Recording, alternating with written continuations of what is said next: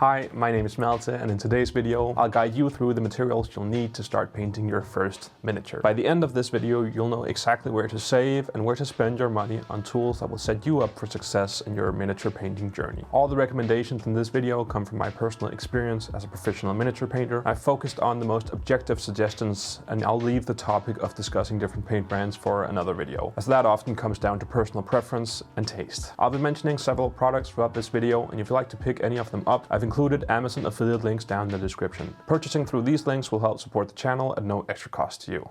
Now, let's dive in.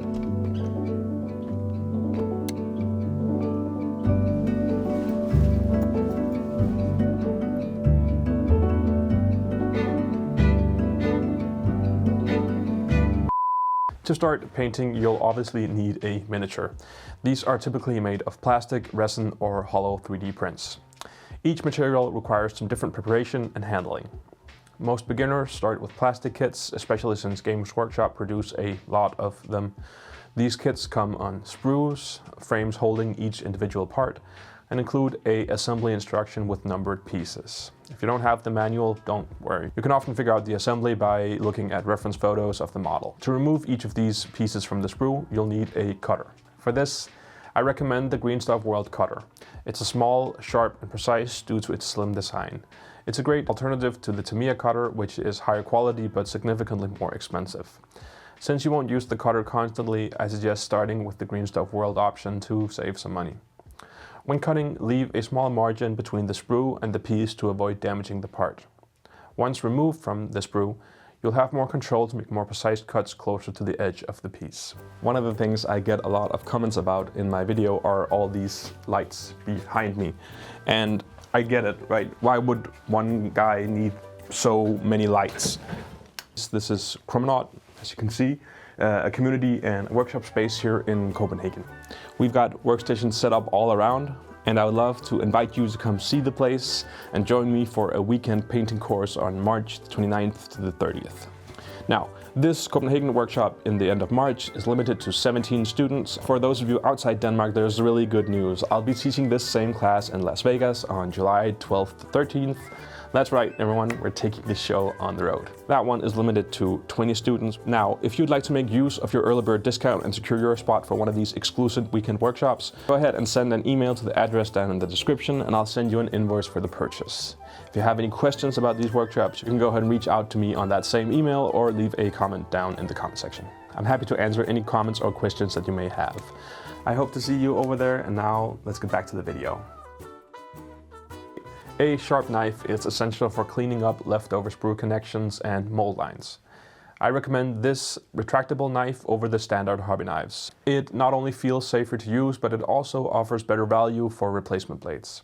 The thinner, more flexible blade also works great for cleaning mold lines on harder resin models. Mold lines are created when two halves of the mold meet. They can be gently scraped away with a knife. Plastic models feel generally softer and are easier to clean, while resin models may require a little bit more effort. For 3D prints, there are no mold lines, but you'll need to remove small dimples left by support structures. I suggest you cut these with a knife and smooth the surface with some fine grit sandpaper. I recommend picking up sandpaper in a range of grits from 160 all the way up to 2000, and each of them are useful for different tasks in the hobby. For cleaning mold lines like we're doing now, I prefer something like 8 to 1200 grit, which leaves a smooth finish after scraping with the knife. Another trick for addressing surface imperfections is to apply a bit of satin varnish. Once dried, the satin varnish will create a nice, clean surface. It can also be used to fill small air bubbles that sometimes appear in resin casts. After removing the parts of the model from the sprue, after cleaning each individual part with a knife and maybe some sandpaper, I like to do a bit of a dry fit to ensure that everything lines up correctly. Some Warhammer models use the push fit system.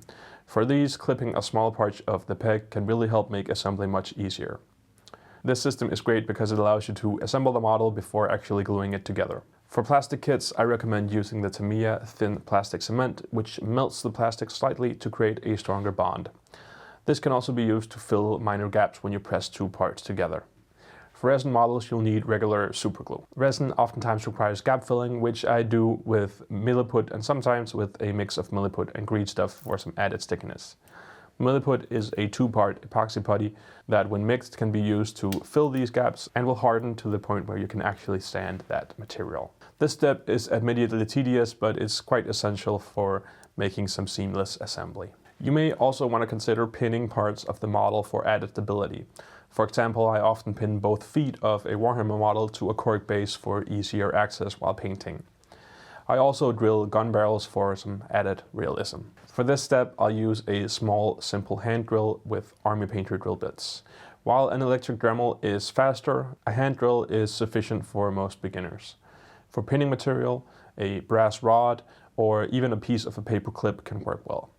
Just remember not to use your delicate plastic cutter for this metal. Get a more heavy-duty, typical cutter for this job. Once your miniature is cleaned, assembled, and pinned, it's time to prime it. The primer is here to create a surface that the paint can adhere to more easily. Although many people use airbrush for priming, I prefer aerosol primers for their durability and ease of use. Cleaning an airbrush after priming takes too long in my opinion, especially if you're just working on a few models, which is oftentimes the case for me. My go-to is the Citadel Chaos Black Primer, which has a slightly glossy finish. Army Painter's primer is also a great matte alternative. I'll use either one of these two. A thin, even coat of the primer is all you need. Don't try to overprime and don't worry about getting the primer into every little nook and cranny of the model. This will oftentimes mean putting a thicker layer on other areas that can obscure details. Be sure to shake the can very thoroughly and prime in low humidity for the best results. A nice sunny day is always a good day for priming. When I'm painting resin models, I'll occasionally wear some latex gloves since I don't want to rub off the primer while painting. The gloves are there to protect your model from the grease and oil that's on your fingers. After priming, I like to leave the model to dry for 10-20 minutes and then start painting. For painting, you'll need a wet palette. The wet palette is an essential tool for miniature painting. It's essentially a plastic tray with a sponge and a piece of paper on top, which keeps your paints hydrated and workable for longer.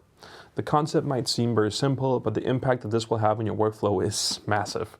With a wet palette, you can mix and thin your paints more efficiently, keep them from drying out mid-session. There are a great many wet palettes on the market, and the most popular one is probably from Gas Games. I personally use the larger Army Painter palette, which I won in a competition, and honestly, you don't need to spend a lot of money on a fancy wet palette. You can easily make your own using a Ferrero Rocher box, a tea towel or a sponge, and some parchment paper. Even a ceramic plate or a Tupperware container can work in a pinch.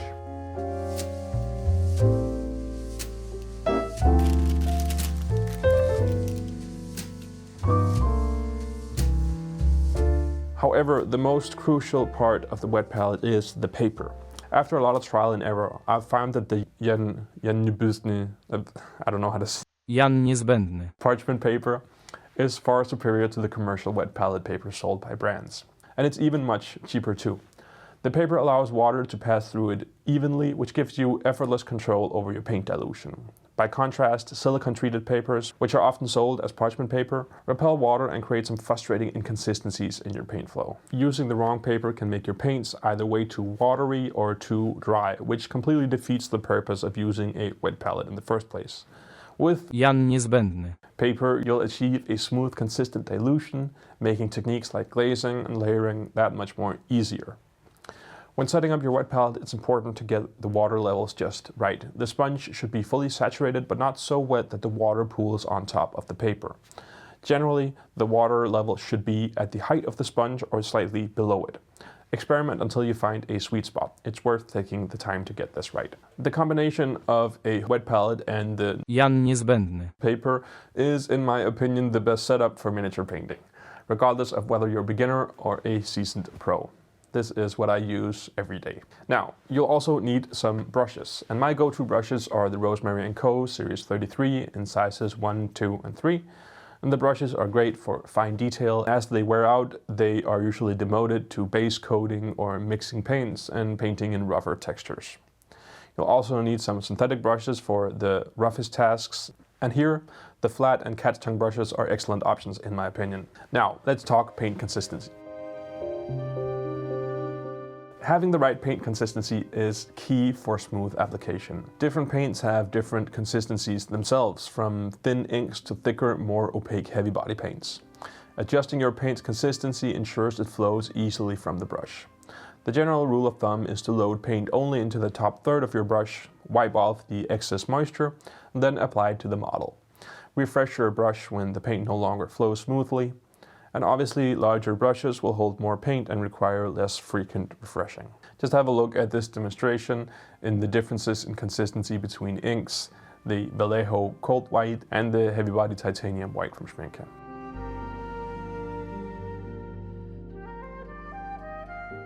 Before we wrap up, let's talk about something that often gets overlooked but is absolutely critical for a smooth and enjoyable painting experience. That's ergonomics. Miniature painting is a very immersive hobby, but it's very easy to tense up without even realizing it. This tension can lead to discomfort, fatigue, or even pain when you're painting for extended periods. To try to avoid this, it's important to create a workstation that promotes proper posture and keeps you relaxed while painting. First, make sure that your desk and chair are set at the right height. Ideally, your work surface should be high enough that you aren't hunching over your miniature, and if your desk is too low, consider adding some height with risers, or maybe just adding a few books to rest your elbows on while painting. Next, pay attention to your chair. It should support your back and allow your feet to rest flat on the floor. If your chair doesn't offer good support, a small cushion or lumbar support pillow can make a big difference. And finally, don't forget to breathe. Seriously, it's surprisingly easy to hold your breath or tense your shoulders while focusing on tiny details. Take a moment every now and then to sit back, roll your shoulders, and breathe deeply. This will not only help you stay relaxed and focused, but it's better for your health in the long run. Remember, miniature painting is a marathon. It's not a sprint. Take care of your body and you will enjoy this hobby for years to come. By following these steps and using the right tools, you're all set up to start painting miniatures. Let me know in the comments if you have any questions. And don't forget to like and subscribe for more tutorials. I also have a Patreon where you can get access to tons of exclusive lessons, access to a community Discord, and even the opportunity to get some privatized feedback from me. I hope to see you over there. There's a link for that down in the description. And if you're a seasoned miniature painter watching this video, let me know in the comments if there were any sort of must-have equipment that I missed in this video. Thank you so much for watching, and happy painting.